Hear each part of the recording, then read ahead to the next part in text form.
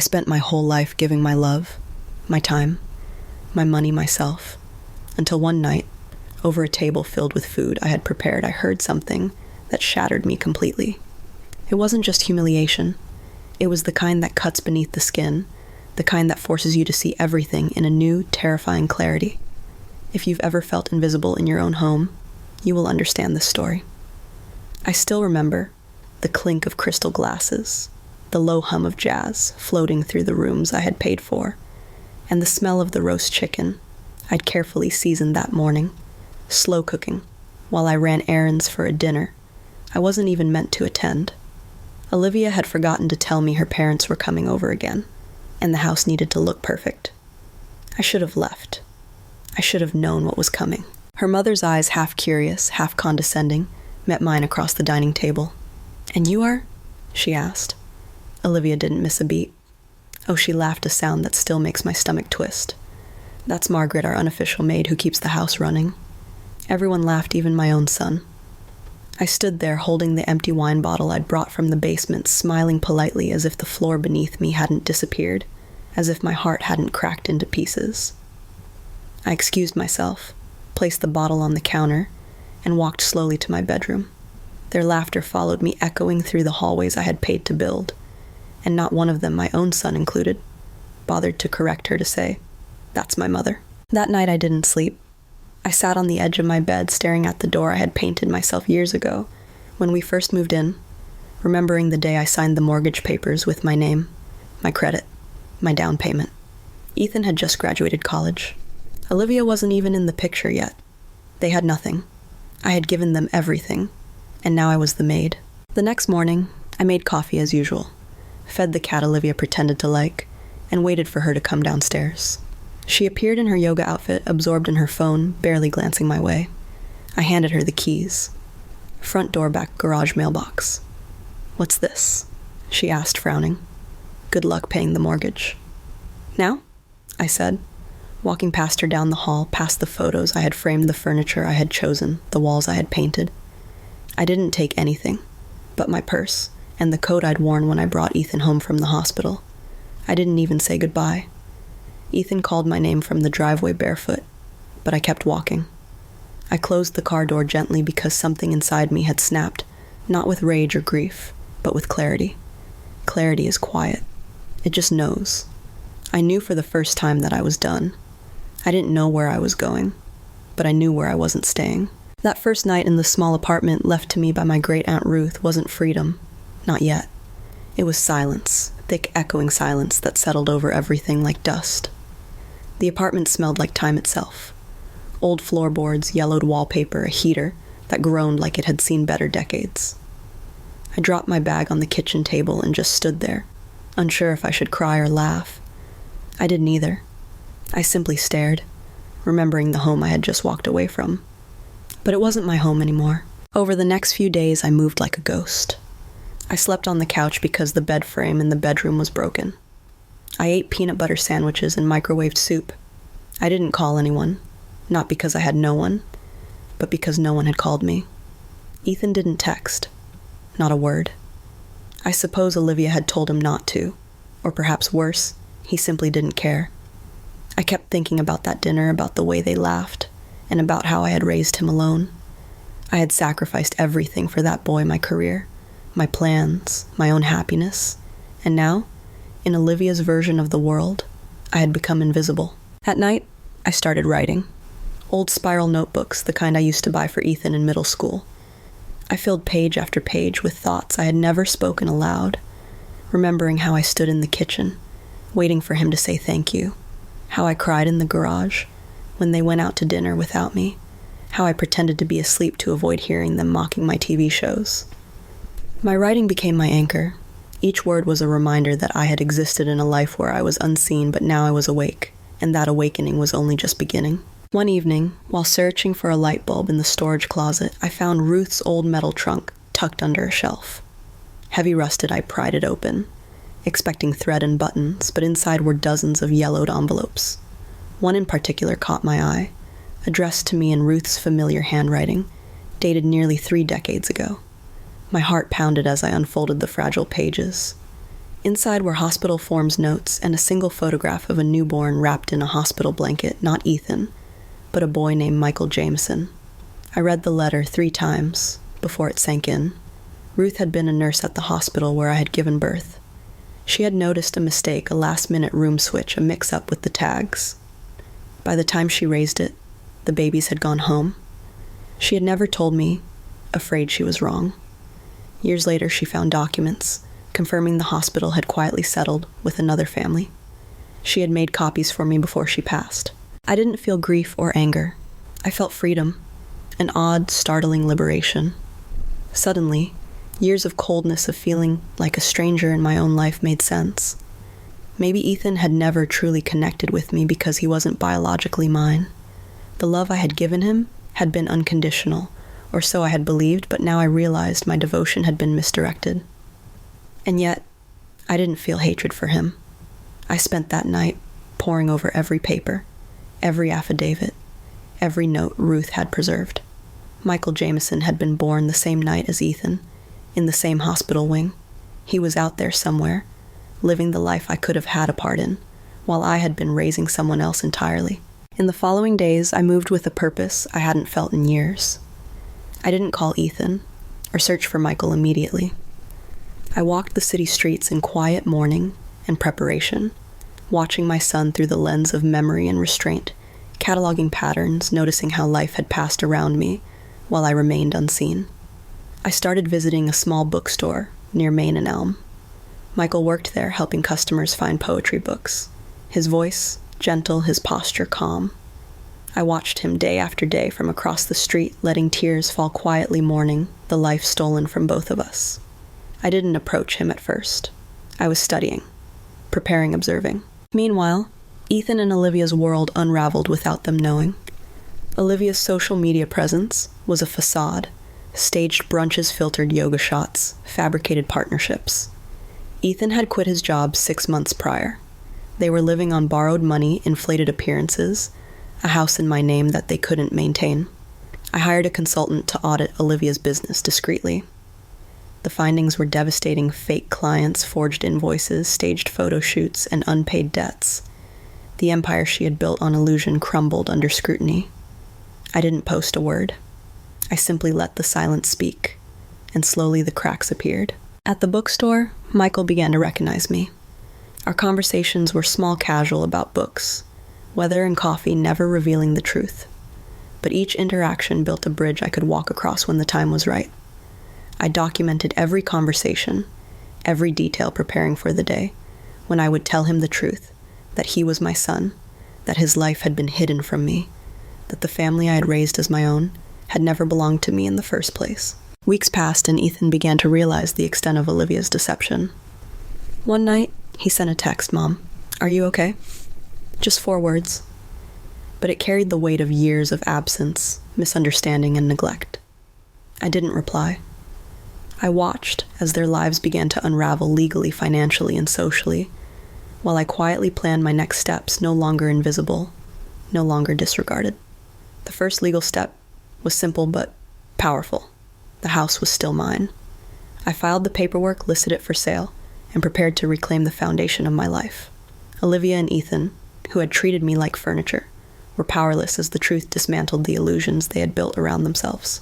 Meanwhile, I continued my visits to Michael's bookstore. Each time I learned more about him, about the man he had become, about the kindness, patience, and quiet strength that reflected pieces of myself I had never recognized. I wasn't ready to tell him yet, but I began envisioning the life we might share, the bond we might build, not out of obligation, but out of recognition, respect, and choice. I started to understand that my freedom, my awakening, wasn't just about reclaiming what was stolen from me. It was about embracing what I had yet to discover, the life that was waiting quietly for me to step into it. The contrast between my past and present life became unbearable to ignore. Ethan's repeated failures and Olivia's crumbling empire highlighted the truth. The world they had built on lies and assumptions could not withstand reality. Meanwhile, the quiet strength I discovered in myself, the clarity that had awakened that first night of betrayal, was guiding me, teaching me that power does not scream. It moves in silence, deliberate and inevitable.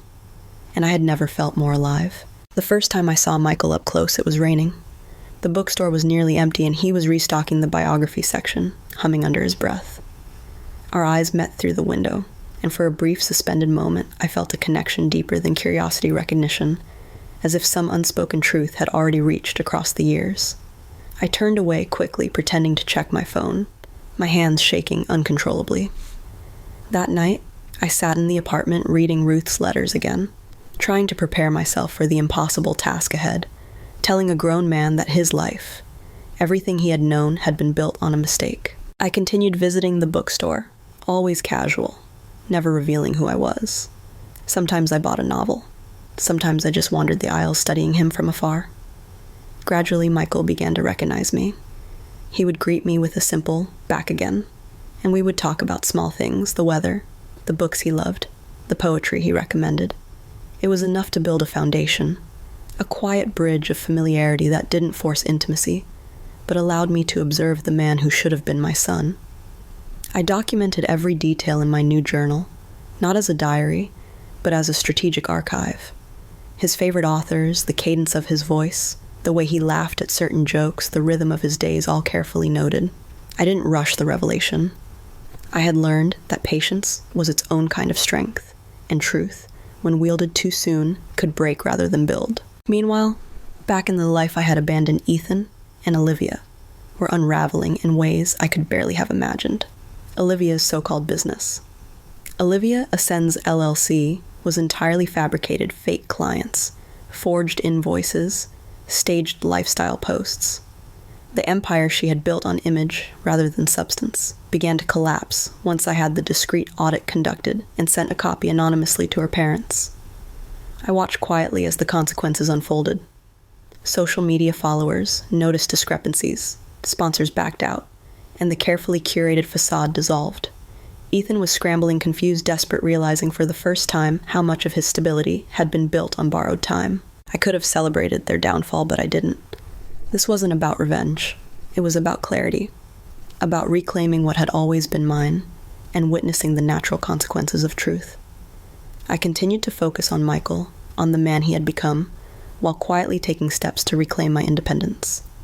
I filed the legal paperwork for the house, ensuring that everything, every cent, every bit of control returned to me. When the house sold, it wasn't a victory over Ethan or Olivia. It was a symbolic reclaiming of my life, the space and agency I had been denied for years. One rainy Thursday, I finally crossed paths with Michael inside the store. He was cataloging new shipments, completely unaware of the storm of revelations I carried. I approached him, my hands trembling slightly, and we sat together in the small break room at the back of the store. I handed him Ruth's letter, the hospital records, and the DNA results, placing them carefully on the table between us. His fingers lingered on the envelope, and he hesitated before picking it up. For a long moment, neither of us spoke. The weight of decades pressed down not just on him, but on me, the woman who had carried the truth silently for so long. "I don't feel anything yet," he said finally, his voice low, raw. I nodded. He didn't need to. I was there, not to demand emotion, not to demand a relationship, but to ensure the truth had a voice. He read the documents slowly, carefully, eyes scanning every line, every signature, every detail Ruth had preserved. The recognition in his expression was subtle, but profound. The realization that his life so carefully constructed had roots in a quiet error. I watched him, and for the first time, I saw the reflection of my own awakening mirrored back at me. We didn't talk about forgiveness or blame that day. We didn't try to untangle the decades of misaligned lives or the loss of experiences we would never reclaim. Instead, we spoke about small things, the smell of old paper, the rhythm of the bookstore, the comforting ritual of cataloging new arrivals. In those moments, I realized the truth I carried wasn't a burden. It was a key unlocking, not just the door to his understanding, but the door to my own life, finally restored. Outside the city, moved on oblivious to the quiet revelations unfolding inside a small bookstore. Inside, I began to understand the depth of freedom I had achieved. Freedom from obligation, from expectation, from the humiliation I had endured. Ethan and Olivia's lives would find their own trajectory, and Michael and I had only just begun to explore ours. The woman who had spent years giving everything only to be discarded had finally stepped into the life she had been too invisible to claim, and she had done it without anger, without retribution, only with clarity and courage. Days turned into weeks, and my visits to Michael's bookstore became more than ritual. They became part of the life I had begun to rebuild. We talked about books, shared quiet laughter over obscure references, and occasionally lingered in the cafe corner sipping tea while watching the late afternoon light scatter across the hardwood floors. I still hadn't told him everything, my name the full truth of the hospital switch, but I didn't rush it. For the first time, I understood that relationships like healing could not be forced. They grew, or they didn't, and no amount of pressure would accelerate the process. Meanwhile, life outside my reclaimed sanctuary continued to ripple with the consequences of truth. The house was officially listed, and Olivia and Ethan were forced to confront the reality that their entire lifestyle had been a house of cards. Olivia's business was exposed for what it truly was, and the social media facade she had meticulously constructed crumbled. Sponsors withdrew partnerships, dissolved, and her parents, once smug observers of my humiliation, were now caught in the chaos of their daughter's unraveling. Ethan called me several times, hesitant, uncertain, begging for guidance, or perhaps some vestige of comfort he had ignored for years. I didn't answer right away. I wasn't motivated by anger or vengeance. I was motivated by the quiet, unshakable awareness that my life had value, and that value was no longer dependent on their acknowledgement. One afternoon, Ethan appeared at my apartment. He looked thinner than I remembered his hair, uncombed, the lines under his eyes sharper. He stood at the door, hesitant, unsure of whether he should enter. I didn't open it immediately. I let him stand in that pause, feel the discomfort he had long imposed on me. When he finally spoke, his voice cracked soft, almost childlike. "Mom, please don't do this." I didn't answer, just let the silence speak. It was a quiet mirror of the years I had spent invisible in my own home, of being laughed at and dismissed, of being present in body but unseen in spirit. He lingered for a while, pacing the room, searching for words that wouldn't come. Eventually, he asked almost timidly, "Why are you doing this?" I looked at him evenly, calmly, and said, "I'm not doing this to you, Ethan. I'm doing this for me." He swallowed hard, the realization sinking in that the control he assumed he had over my life had always been an illusion. For decades, I had given everything: my time, my money, my heart, and been rewarded with indifference and humiliation.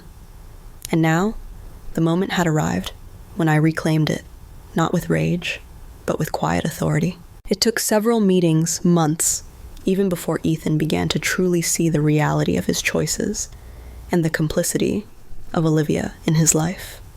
He understood in a way that was still fragile, that I had never abandoned him out of lack of love, but that my love had been taken for granted. He didn't ask for forgiveness outright, and I didn't offer it because it wasn't the point. The point was clarity, truth, and the freedom to no longer exist in the shadow of those who had devalued me. Meanwhile, my quiet days in the bookstore continued to shape a different version of life. Michael and I slowly began to build a foundation of trust, laughter, and shared moments.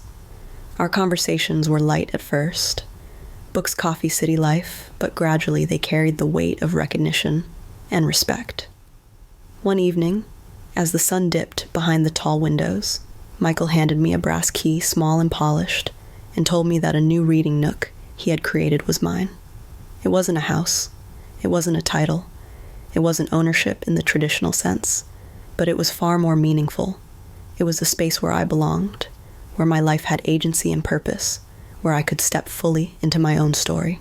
I took the key in my hands, feeling the warmth of it, feeling the promise it represented. This was the life I had waited for, the freedom I had longed to grasp.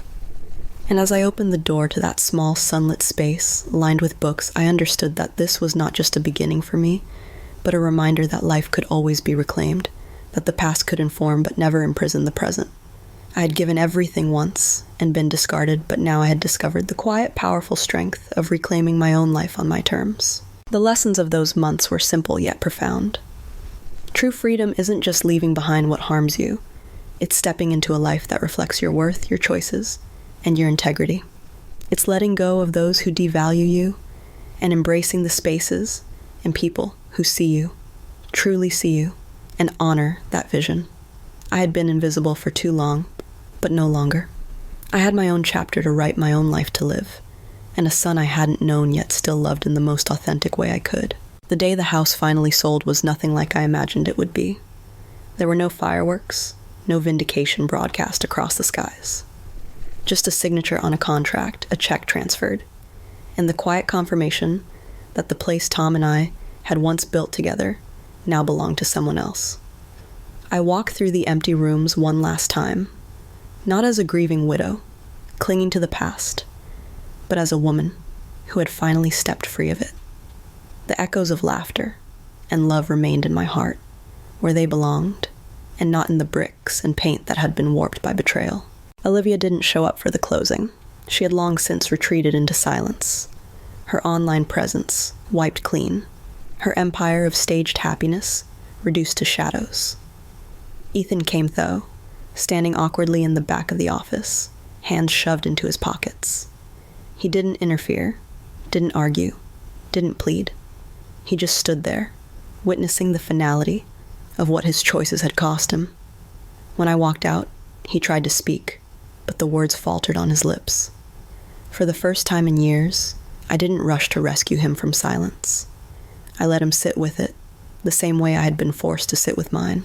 Life after the sale unfolded quietly, beautifully. My apartment no longer felt like a temporary refuge, but a home that reflected me. I filled it with small joys, a reading chair by the window, potted herbs on the sill, a quilt I sewed by hand. I began to cook meals for myself again, meals I savored slowly, without the weight of judgment or the ache of absence. I discovered that solitude was not loneliness. It was freedom, dressed in stillness. And when company arrived, it was chosen, welcomed, and cherished. Michael became a steady presence, not filling a void, but meeting me where I stood whole and unbroken. We shared dinners, long walks through the park, conversations that stretched past midnight, not out of desperation, but delight. He never asked me to rush, never demanded explanations. He simply showed up, consistently, quietly, with the kind of respect that felt foreign at first, then familiar, then necessary. One evening, under the soft glow of the bookstore's hanging lamps, he asked if I'd like to co-host a reading series with him, stories of resilient survival and second chances. I laughed, realizing how fitting it was. My story, once one of erasure, was now a story I was free to tell. Ethan reached out occasionally. Sometimes it was a voicemail left late at night, heavy with regret. Sometimes it was a short message, tentative, asking how I was. I didn't always respond. I had no obligation to mend what he and Olivia had broken. But I left the door cracked, not for his sake, but for mine. Forgiveness wasn't about erasing the past. It was about refusing to let it poison the present. He would have to face his own reckoning, his own choices. My responsibility was no longer to fix him, but to live fully myself. One Sunday, Chloe visited. Taller, now, older eyes, sharper than before. She looked around. My apartment, quiet at first, then said, "Grandma, this feels like you." It was the highest compliment she could have given. We baked together, her laughter filling the air, her hands dusted with flour. For the first time in years, I didn't feel like a guest in my granddaughter's life. I felt like a presence, solid and real. She was old enough to begin forming her own judgments, to see truth beyond the narratives she had been fed. That gave me hope, not just for her, but for the legacy of love I still carried. In the end, my triumph wasn't in the sale of the house or the exposure of fraud. It wasn't in the collapse of Olivia's carefully curated image or the silent remorse etched into Ethan's face. My triumph was quieter, deeper, and infinitely more powerful. It was the rediscovery of my own voice, my own worth, my own life. For too long, I had lived in the margins of my own story. Now I was the author again, pen in hand, writing chapters that reflected not loss but strength. And that is what I want you to take from my story. That it's never too late to step out of the shadows. That betrayal, while brutal, can become the sharp light that reveals your true strength. That independence is not isolation. It is the freedom to choose who and what deserves space in your life. I lost a house, but I gained myself. I lost illusions, but I found clarity. And clarity, I've learned, is the most powerful inheritance we can ever give ourselves. If this story touched you, if it made you think of your own strength, or reminded you of someone who needs to hear it, please take a moment to like this video, share it with others, and subscribe for more stories that remind us of our power. And tell me in the comments, where are you watching from, and what part of this story resonated most with you?